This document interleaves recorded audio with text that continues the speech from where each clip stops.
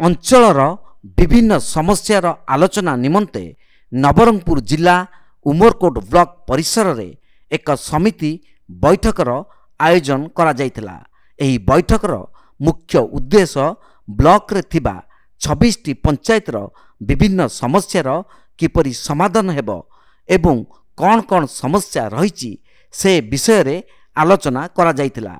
सेथिमध्यरु मुख्य समस्या थिला पानी। अंचलर विभिन्न ग्रामगुड़िकरे वसुधा योजना नामरे ग्रामगुड़िकरे पानी पाइप बिछेई देई चुप रहुची पंचायत राज और पानीय जल विभाग।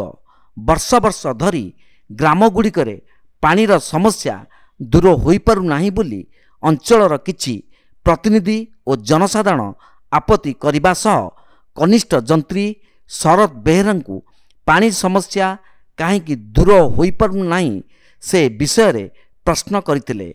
एहा व्यतीत कनिष्ठ जंत्री शरद बेहेरा ऑफिस गले टंका पाइबी नगले मध्य टंका पाइबी बोली किछि लोकंकु कहितिबा बैठक रे लोके कहितिले। सेपटे गाँ कु गाँ रास्ता पाई मध्य आरडी और पीडब्ल्यूडी विभागर अधिकारी को प्रश्न करितिबा देखिबाकू मिलिथिला।